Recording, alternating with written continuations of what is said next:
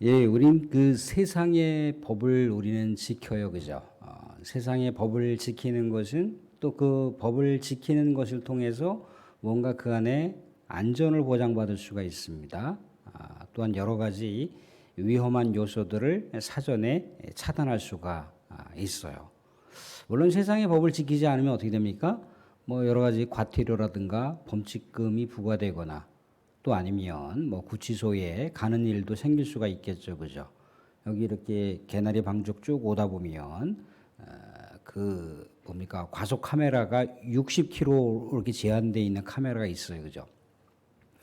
물론 뭐 10km 미만의 10km 정도의 그런 여유분을 두긴 하겠지만 70이 넘어가면 여지없이 찍히지 않습니까, 그죠? 그럼 뭐 3만 얼마가 이렇게 과태료가 부과돼요. 벌금을 내라고 또 뭔가 징계를 내리기 위해서 뭔가 법을 어겼을 때 심판을 하기 위해서 법이 주어진 게 아니잖아요, 그죠?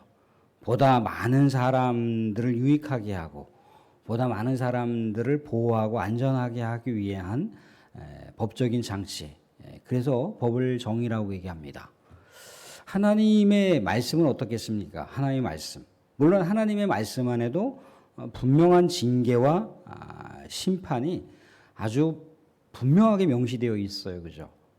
그런데 하나님의 말씀을 어겼을 때, 지키지 않았을 때 징계와 심판을 분명히 명시하고 있지만 하나님의 진짜 의도가 징계를 하기 위한 목적, 또 심판을 내리꽂기 위한 목적은 아니잖아요. 그죠?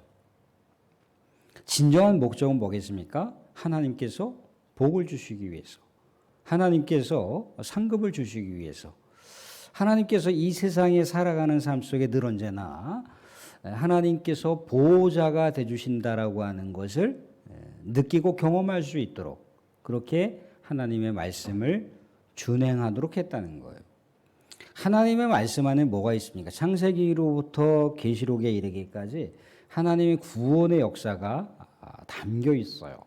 근데 구원의 역사가 담겨 있는데 대체적으로 구원의 역사를 어떻게 성취하시고자 하느냐면 하나님과의 관계성을 가지고 구원의 역사를 성취하세요. 그러니까 하나님과의 관계 안에서 살아가는 자들은 우리 하나님의 보호의 울타리 안에서 살아가는 것이지만 하나님의 이 관계가 깨어지거나 벗어난 자들은 하나님의 보호의 울타리에서 살지를 못합니다. 그러니까 늘 언제나 위험한 삶을 살아갈 수밖에 없어요. 그것이 하나님의 말씀을 지키는 자들과 지키지 못하는 자들의 삶이라는 겁니다. 우리가 알다시피 창세기로부터 기록에 이르기까지는요, 하나님의 영감을 받은 사람들이 성경의 말씀을 기록을 했어요. 흔히 알고 있는 모세라든가 아니면 솔로몬이라든가 또 제사장이라든가 선지자라든가 그런 사람들이 하나님의 말씀을 계속해서 기록했던 그 근본적인 목적은 뭡니까? 하나님과 관계가 올바로 정립이 되어야 된다는 거예요. 솔로몬이 왜 허물을 이야기하는 그 잠언이라고 하는 걸 기록한 이유가 뭐겠습니까? 하나님 없이 이 세상 가운데 모든 성공적인 삶은 의미가 없다라고 하는 걸 얘기하고자 하는 거잖아요. 그죠? 근데 의미가 없기, 인생은 의미가 없다, 허무하다를 기록하려고 하는 목적이 아니잖아요. 그죠? 하나님과 온전한 관계를 맺을 때 인생은 성공적으로 살아갈 수가 있다라고 하는 일종의 안내서라 말이죠. 또한 우리가 복음서를 통해서 볼 수 있는 건 뭡니까? 하나님의 사랑을 경험하게 하잖아요. 예수 그리스도께서 이 땅에 내려오신 목적이 뭔가요? 구원을 위하신 것인데 정말 하나님의 사랑을 십자가에서 드러내셔서 심판과 멸망으로 갈 수밖에 없는 그 영혼들을 우리 하나님의 그 놀라운 구원의 역사로 안내하기 위한 것이 예수 그리스도의 십자가 사건이라는 겁니다. 십자가의 사건을 통해서 멸망이 아닌 영생을 주시고자 하나님의 나라를 주시고자 하나님의 말씀, 복음서라고 하는 것을 기록했잖아요. 그죠? 또 여러 제자들을 통해서나 아니면 예수님을 따랐던 수많은 사람들을 통해서 하나님의 말씀을 기록한 건 뭡니까? 왜곡된 길로 가지 않기 위해서.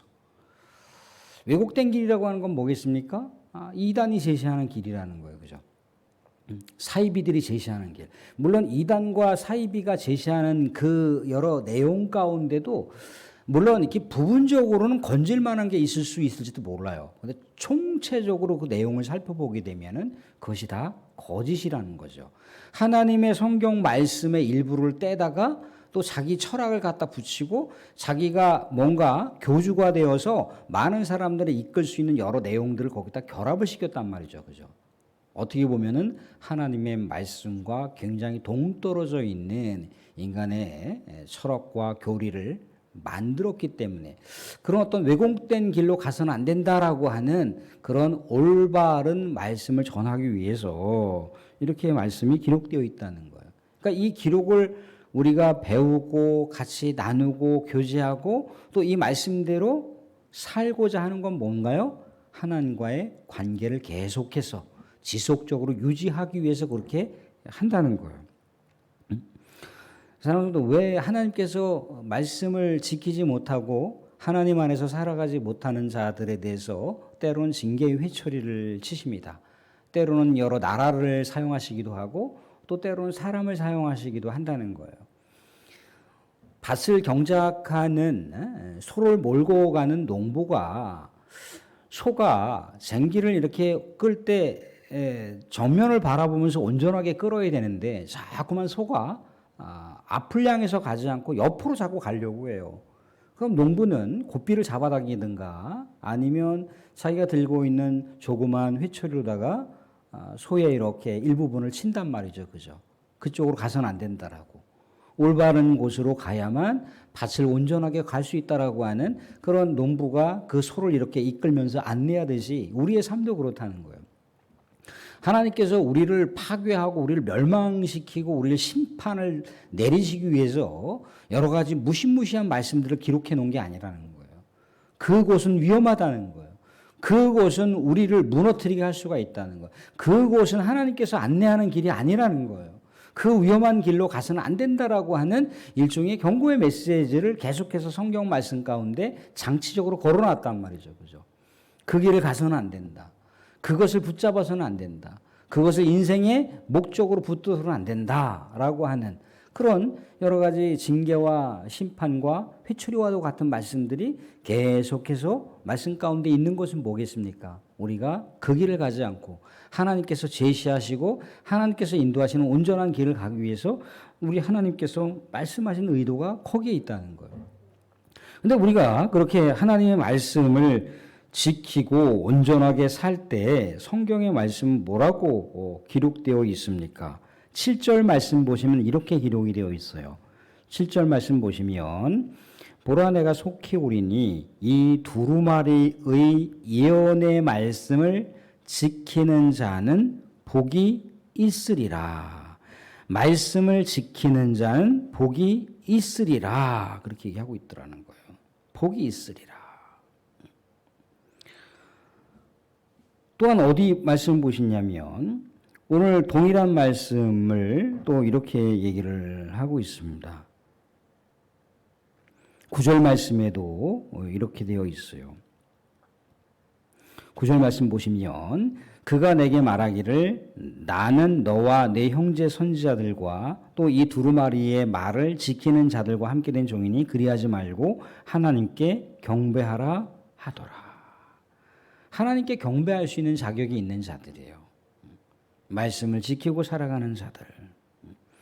12절에도 이렇게 나와 있습니다. 보라 내가 속히 오리니 내가 줄 상이 내게 있어. 그 상이라고 하는 게 뭔가요? 하나님의 말씀을 붙들고 살아가는 자들이라는 거예요. 근데 우리는 하나님의 말씀을 알아요. 그죠? 하나님의 말씀대로 살아야 된다라고 하는 것을 압니다.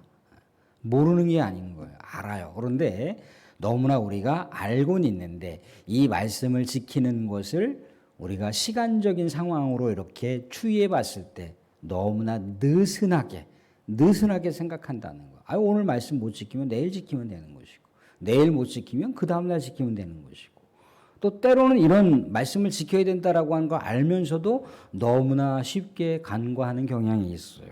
그래서 말씀의 긴장성은 뭐라고 얘기를 하고 있느냐면 7절에 다시 보시면 보라 내가 속히 오리니, 속히 온다고 얘기하고 있습니다. 12절에도 보라 내가 속히 오리니. 근데 이게 속히 오리니라고 하는 이 말이 이 우리나라 말 한국말로는 이제 곧 머지않아서 올 거야라고 하고 있지만 이 성경 원어상에서는 내가 지금 오고 있어 그예요. 내가 지금 오고 있으니까 말씀을 지키라는 거예요. 근데 말씀을 지키라고 하는 게 뭔가 우리 이 주님께서 준엄한 어떤 강력한 어떤 심판을 내리꽂기 위해서 말씀 안 지키면 너 얻어 맞는다? 이 말씀을 주시려고 하는 게 아닌 거예요. 내가 곧 이제 오고 있으니까, 내가 곧 오고 있으니까 말씀을 지켜라 이거예요. 그러면 상이 있고 복이 있다는 거예요. 여기다가 먼저 저주를 설정해 놓으신 것이 아니라 말씀을 지켜봐. 너에게 복이 있는 거야. 말씀을 지켜봐. 상급이 있는 거야. 라고 얘기를 하시고 있어요. 우리는 그런데 이렇게 말씀을 지키는 것을 우리 머릿속으로는 알지만 가슴과 우리의 삶의 현장 속에서 우리가 더디게 나타나는 경향이 있다는 거야. 예수님이 지금 오시고 있는 중이구나. 예수님이 오시고 있는 중이구나. 내가 준비를 해야지. 우리는 예수님이 오시는 거에 대한 그 준비에 대한 경각심이 때로는 너무 느슨하게 아무렇지도 않게 생각할 수가 있다는 거예요. 그런데 분명한 건 예수님은 지금 오시고 있는 중이라고 얘기를 하고 있습니다. 오시고 있는 중이다. 다시 12절 보시면 이렇게 얘기를 하고 있습니다. 보라 내가 속히 오리니 내가 줄 상이 내게 있어 각 사람에게 그가 행한 대로 갚아 주리라. 그러면서 11절에는 뭐라고 얘기를 하고 있느냐면 11절은 같이 한번 읽어보겠습니다. 11절 같이 봅니다. 같이 시작. 불의를 행하는 자는 그대로 불의를 행하고 더러운 자는 그대로 더럽고 의로운 자는 그대로 의를 행하고 거룩한 자는 그대로 거룩하게 하라. 이 얘기가 무슨 얘기인가요? 우리 사랑하는 자녀들이 있습니다. 사랑하는 자녀들이 막 이렇게 어렸을 때 아니면 또 말 잘 안 듣는 그런 어떤 사춘기 시절을 이렇게 이제 자녀들이 자라가다가 보면 이게 때로는 아빠나 엄마한테 반항을 한다 이거예요. 자기 멋대로 살아가겠다 이겁니다. 그러면 이제 아버지 엄마가 이제 이 아이를 바라보면서 이 인내가 이제 그게 달하면 뭐라고 해요? 네 멋대로 살아 그런단 말이죠, 그죠? 네가 하고 싶은 대로 살겠다고 엄마 아빠 가슴에다 그렇게 못을 박으면서 네 멋대로 그렇게 살겠다고 너 그럼 맘대로 살아 이렇게 이제 확 부하가 나서 그렇게 얘기한다 이거. 근데 진짜 사랑하는 자녀들 네 멋대로 살아 그렇게 진짜 멋대로 살아가라고 하는 말이 아니죠. 반어법이잖아요, 그죠? 너 그렇게 살면 안 돼라고 하는 거잖아요, 그죠? 너 그렇게 불의를 행하면서 살면 안 돼 그 얘기예요. 너 그렇게 불결하게 정말 정의롭지 못하게 더럽게 살아서는 안 돼라고 얘기를 하는 거예요. 의롭게 살아야 된다. 거룩하게 살아야 된다라고 하는 걸 강조하기 위해서 이 어법을 사용한 거예요. 그러니까 하나님께서도 우리가 로마서를 보시게 되면 그런 얘기 하잖아요. 그죠? 그 악을 행하는 자들, 불의를 행하는 자들을 하나님께서 그냥 내버려 두신다고 하고 있습니다. 그냥 막 불의를 행하고 악을 행하는데 그냥 내버려 두신다는 거예요. 그게 사실 하나님의 관점에서는 심판일 수가 있습니다. 사랑하는 자녀가 마음대로 자기 멋대로 살아 비행을 저지르면서 막 살아요, 그죠? 그럼 부모 입장에서 안타깝고 속상하고 그런데 그냥 가만히 그냥 제 인생이니까 제가 알아서 살지. 그 자체는 뭐겠습니까? 부모가 그런 마음을 갖는다라고 하는 자체는 뭐예요? 그 아이에게는 저주가 될 수가 있는 거예요. 그 아이에게는 징계가 될 수가 있는 거예요. 진짜 네 멋대로 살아가. 호접파가 너 같은 녀석은 우리 집안에 있지도 않았어. 해보세요. 그러면 그 아이가 부모님한테 버림받았다라고 하는 느낌까지 받을 수도 있습니다. 하나님은 그런 어떤 강력한 조치까지도 얘기를 하고 있어요. 그렇게 하나님의 뜻을 벗어나서 하나님의 그 의도한 마음을 거역하고 하나님의 말씀을 지키지 않고 불순종하면서 살아가는 삶, 그렇게 그러면 살아! 그렇지만 분명한 건 뭐겠습니까? 12절 말씀대로 각 사람이 행한 대로 갚아준다고 얘기하고 있어요. 각 사람이 행한 대로 갚아주리라.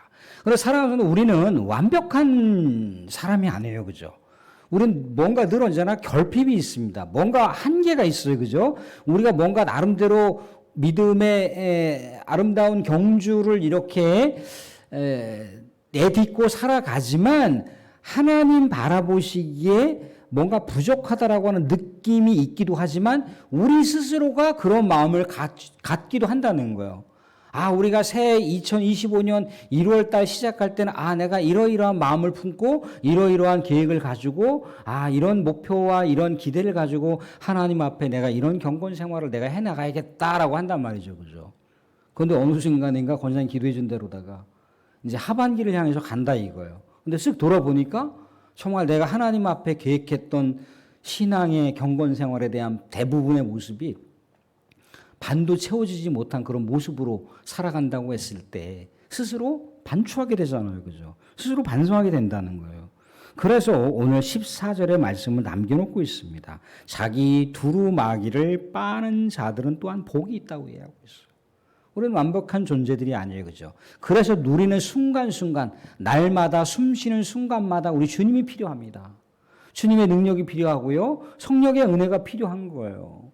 우리 의지대로 살아봤지만 또 때로는 여러 가지 분주한 삶 속에서 하나님의 은혜를 까마득하게 까먹어 버렸어요. 그죠? 말씀에 대한 소중한 가치를 알고 있음에도 불구하고 이 말씀대로 온전하게 살지 못했던 삶을 돌아보는 거예요. 그래서 어떻게 합니까? 두루마기를 빠는 자들은 뭐예요? 다시 예수 그리스도의 보혈로 우리들의 여러 가지 연약한 모습들, 죄를 짓고 살았던 모습들, 우리 하나님의 관점에서나 내 스스로가 생각해 봤을 때 이거는 아니었는데 라고 스스로 돌아보는 그런 모습들을 우리 주님 앞에 나아가서 우리가 부복하며 기도하고 주님 용서해 주세요. 잘못했어요.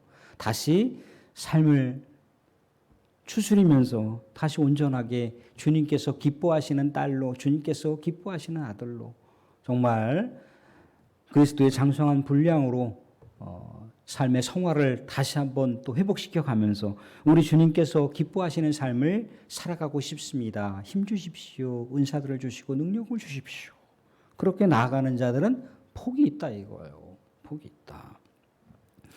그런 자들은 생명나무에 나아가며 문들을 통하여 성에 들어갈 권세를 하나님의 영원한 구원의 확신을 갖고 살아가는 자들은 이렇게 살아갈 수가 있어요. 그런데 그렇게 살아가지 못하는 자들은 어떤 자들인가요? 15절 여러 가지 내용들이 있지만 15절 말씀 보시면 이렇게 나와 있습니다. 개들과 점술가들과 음행하는 자들과 살인하는 자들과 우상숭배자들과 및 거짓말을 좋아하며 지어내는 자는 성 밖에 있으리라. 하나님의 그 영역 밖에 있는 자들이에요. 하나님의 영역 안으로 들어오게 되면 우리가 설령 개 같은 모습으로 또 우리가 설령 영적인 음행을 저지르고 우리가 우상을 숭배하거나 우리가 거짓말하는 삶을 살아도 다시 우리 주님의 영역 안으로 들어와서 주님의 보혈의 피로다가 다시 정갈하게 씻음받고 다시 우리 하나님 앞에 온전하게 나아가는 삶을 항상적으로 유지하는 삶을 살아가야 되는데 그런 삶을 자꾸만 벗어나서 내가 지금까지 살아왔던 삶의 모습으로 난 그냥 살 거야 라고 하는 건 뭐겠습니까? 하나님을 거역하는 삶 그대로 살겠다는 거잖아요. 그죠? 하나님께서 인정하지 않는 삶, 하나님께서 기뻐하지 않는 삶을 그냥 그대로 살겠다는 거잖아요. 그죠? 그거는 바로 적그리스도예요. 사탄을 이롭게 하는 행위라 이겁니다. 이런 자들은 성 밖에서 있는 자예요. 성 밖에. 구원받지 못하는 그 성 밖에 있는 자들을 얘기하고 있습니다. 사랑하는 분들 말씀을 뵙겠습니다. 하나님의 말씀은 우리에게 지키라고 주신 말씀입니다. 그런데 그 말씀을 지키지 못하면 하나님께서 심판을 내릴 거야 라고 하는 것보다 이 말씀을 지키면 복이 있는 것이구나. 이 말씀을 지키면 상급이 있는 것이구나 라고 하는 우리 하나님의 소망 가운데 우리가 말씀을 붙들고 살아가야 되는 당위가 있습니다.